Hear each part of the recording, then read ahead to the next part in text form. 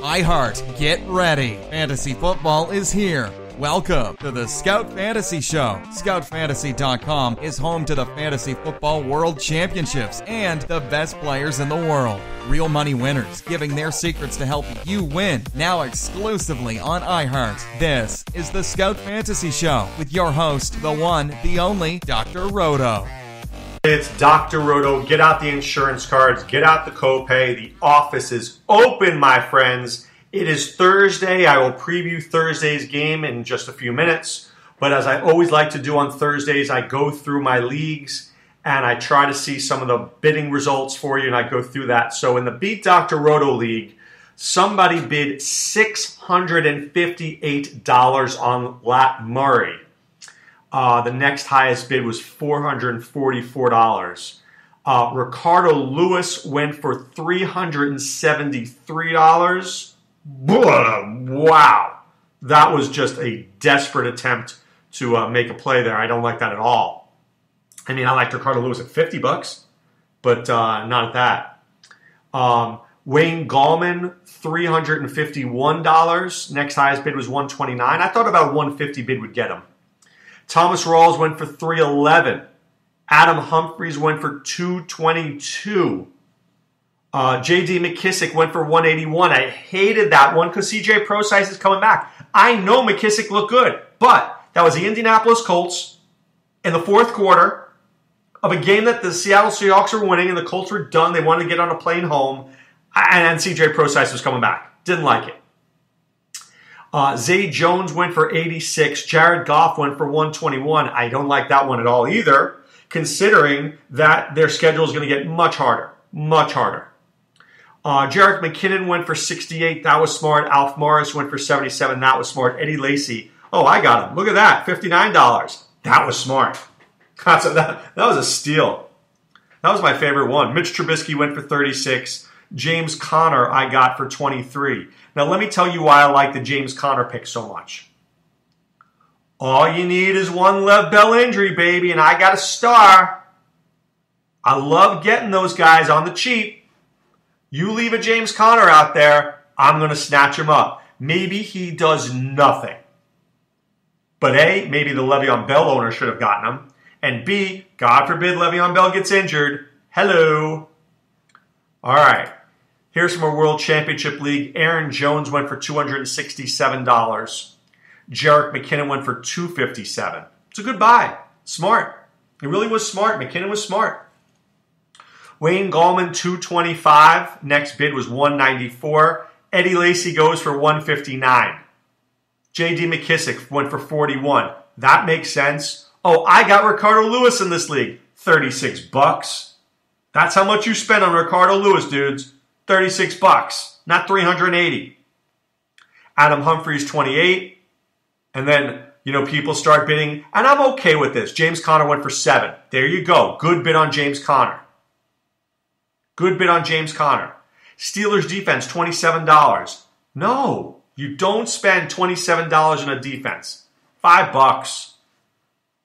All right, here's another World Championship one for you. Lat Murray, $981. Thank you for playing. You better win this league when you do that. You better win this league when you make a bid like that.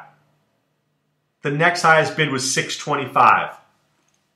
I'm sure I bid like $300 on Lat Murray. That's what he's worth to me. He's not even healthy. Albert Wilson went for $125. Nelson Aguilar went for $86. Corey Coleman, $76. I like that one. That was a nice bid. Corey Coleman, $76. Smart. Austin Seferian-Jenkins went for $71. We got Zay Jones at $66. Next highest bid was $33. I like Zay Jones. Right? No Jordan Matthews for the next month. Me liking some Zay Jones there. I'm good with that. Carson Palmer went for $31. Matt Forte, $46. I don't know about that. Not my favorite there. And then, let's see. Greg Zuerlein goes for $16 in that one. Let's continue looking on here. I'll go to another World Championship one for you. I like going to the World Championship ones because Those are people paying an awful lot of money. Lat Murray, $550. Next bid was $356. Wayne Gallman was $495. The next bid was $275. So it's very interesting to see Wayne Gallman. Some leagues went for $90, and some leagues he went for $495. I'm not paying $495. Jerron Brown went for $165. That was pretty good. The next highest bid was $121. Good bidding there. Marlon Mack went for $88. I like that one. That was a good bid. I'm looking down here. Eagles, $10. Eddie Lacy, $10. I like that. Jake Elliott, $5. Nice. I thought those were good bids there. In the Scout Fantasy Top 100 Invitational, me and my guy Frankie Fantasy. Aaron Jones went for $425. I like Aaron Jones, but he may have a 1 or 2 week window. Next highest bid was $235. Ricardo Lewis went for $323. Gallman went for $223. Next highest bid was $134. Alex Smith went for $145. That had to be from the David Carr owner, I would think.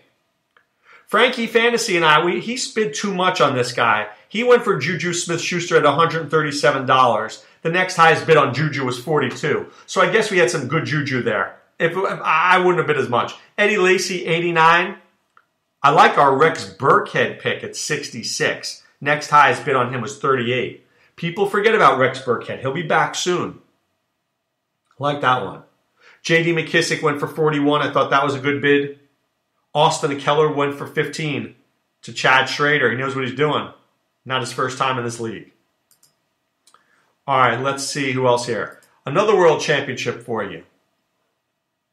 Let's see what this one here. Wayne Gallman, $407. Next highest bid was $325. The Detroit Lions went for $251. Please. As I say to my children, child, please. $251 on a defense. This is why you're not winning a league. Oy, terrible. Eddie Lacy, $211. Adam Humphries, $133. Jacoby Brissett, liked that one for $86. That was a good one. We got Zay Jones for $65. The next highest bid was $61. That's good bidding. That's good bidding. I like that. Ryan Suckup went for $21. That's a lot for a kicker. I'm not paying it. All right, another World Championship League for you. Lat Murray, $684. Next highest bid was $429. Wayne Gallman, $289. Next highest bid was $220. Tyler Croft went for $177.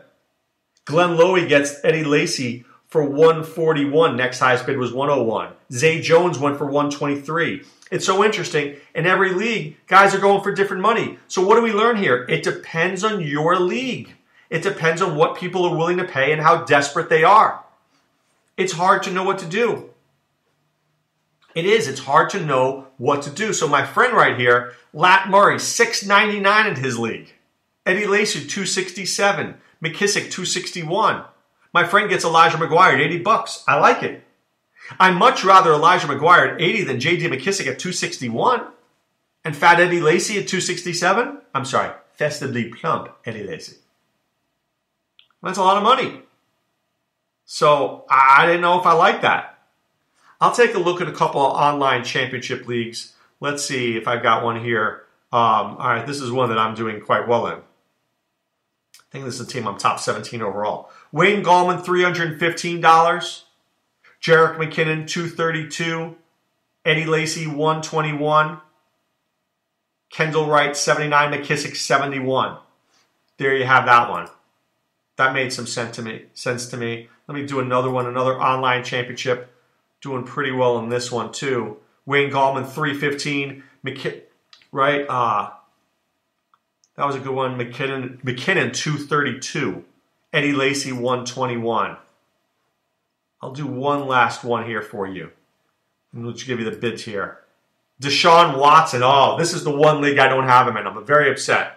$270. I bid $106. See, the problem is in this league I had Roethlisberger and Carr. And now I really got to get rid of Carr. So let me see. I'm going to do a bid now. Now remember, there's Friday bids. If I want to get rid of Carr, who am I going to... Oh, I see what I'm going to do here. Da-da, da-da, da-da. I think I'll go with this. But this is such a short-term move for me. Do I want to get rid of Derek Carr? Kind of think about that. I think I got to hold Carr. But God forbid something happens to Ben, I'm in trouble. I like this other guy just for this week. Can I pick up Carr in a few weeks? Can I pick up Carr next week? I have to think about this. So look at what's going through my head here. I've got Carr and Roethlisberger. Carr's been a disappointment. Here's who's out there in the waiver wire. Not a lot. Not a lot. Kaiser, McCown, Brissett, Cutler, Bradford. So I can't use Carr for the next 4 to 6 weeks. So here's what I'm going to do. Watch the thinking. I go to check Carr's schedule.